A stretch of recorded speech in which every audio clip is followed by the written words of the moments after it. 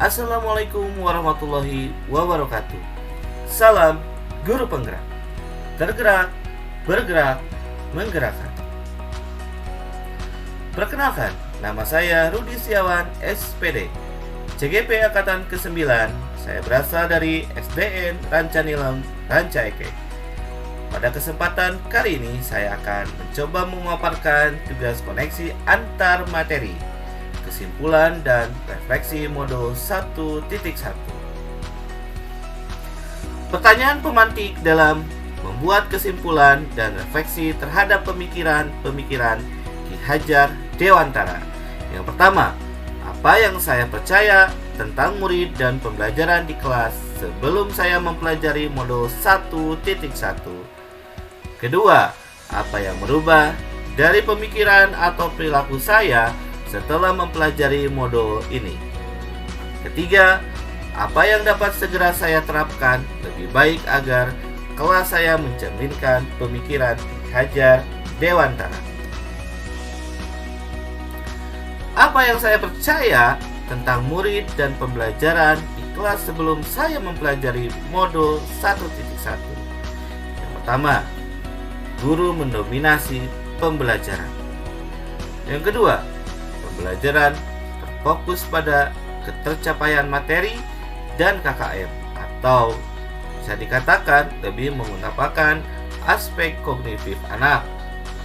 Tiga, kurangnya kedekatan secara emosional dengan siswa sehingga penanaman nilai-nilai karakter kurang terbangun.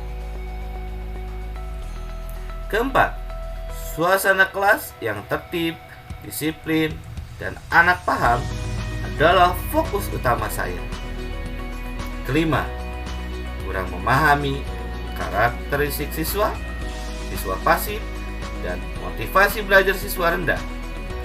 Keenam, murid sebagai objek yang diajar. Murid merupakan kertas putih yang akan ditulis. Apa yang merubah dari pemikiran atau perilaku saya setelah mempelajari modul ini? Pertama, merubah pikiran. Guru bukan merupakan satu-satunya sumber belajar. Pembelajaran berpusat pada anak atau student center serta menghargai setiap karakteristik belajar anak, potensi, bakat, minat, dan kemungkinan setiap anak. Yang kedua, berubah perilaku. Mengemas pembelajaran secara menarik dan inovatif agar motivasi belajar siswa terus meningkat. Memberikan kebebasan kepada anak untuk menyelesaikan setiap tugas sesuai bakat, minat, dan kekreativitasannya masing-masing sesuai dengan kodrat alam dan kodrat zamannya. Dan yang terakhir, mengutamakan memberikan keteladanan dan lebih melakukan pendekatan secara emosional kepada peserta didik. Apa yang dapat segera saya terapkan lebih baik agar kelas saya mencerminkan pemikiran Ki Hajar Dewantara? Pertama, menerapkan sistem AMAU atau pendidikan yang menuntut bukan yang menuntut. Seterusnya, pembelajaran yang sesuai dengan kodrat alam dan kodrat zamannya. Mengintegrasikan permainan dalam pembelajaran. Pembelajaran yang mengutamakan aspek budi pekerti. Mengintegrasikan pembelajaran untuk mencapai profil pelajar Pancasila dan Merdeka Belajar. Menerapkan pembelajaran berbasis kearifan lokal dan budaya setempat. Membuat kesepakatan kelas bersama siswa agar mereka bertanggung jawab dan berkomitmen melaksanakan tata tertib kelas tersebut. Dan yang terakhir, mulai dari diri, berawal dari hal kecil pembiasaan menerapkan budaya 5S. Senyum, salam, sapa, sopan, dan santun. Refleksi dan kesimpulan modul 1.1. Filosofi pemikiran Ki Hajar Dewantara. Di antaranya ada dasar pendidikan, kodrat alam dan kodrat zamannya, budi pekerti, serta asas pendidikan Ki Hajar Dewantara. Asas pendidikan Ki Hajar Dewantara.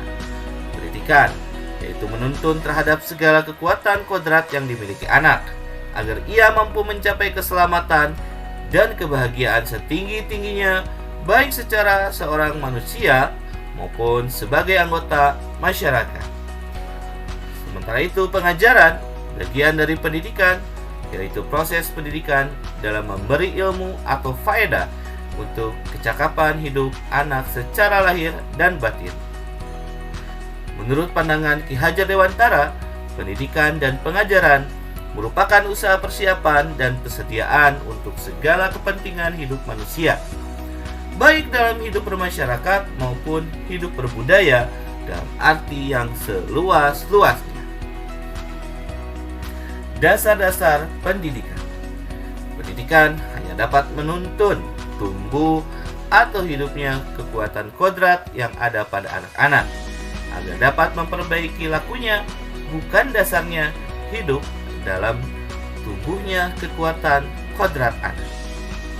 Kedua, Ki Hajar Dewantara mengibaratkan peran pendidikan sebagai seorang petani atau tukang kebun.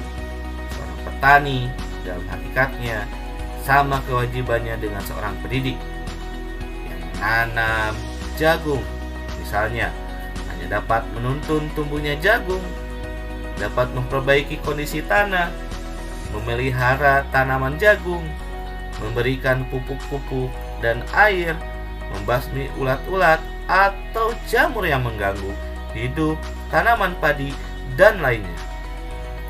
Pendidik ibarat tukang kebun yang mempunyai lahan berupa perangkat pembelajaran yang akan ditanami berbagai tanaman, yaitu ilmu yang akan dipelajari, dan dengan perlakuan yang sama dan baik akan menjadikan pembelajaran yang menyenangkan atau student well-being. Kodrat alam dan kodrat zaman. Apa itu kodrat alam? Kodrat alam, sifat dan bentuk lingkungan anak berada. Sementara kodrat nyaman atau muatan, konten pengetahuan yang diadopsi tidak bertentangan dengan nilai-nilai kemanusiaan.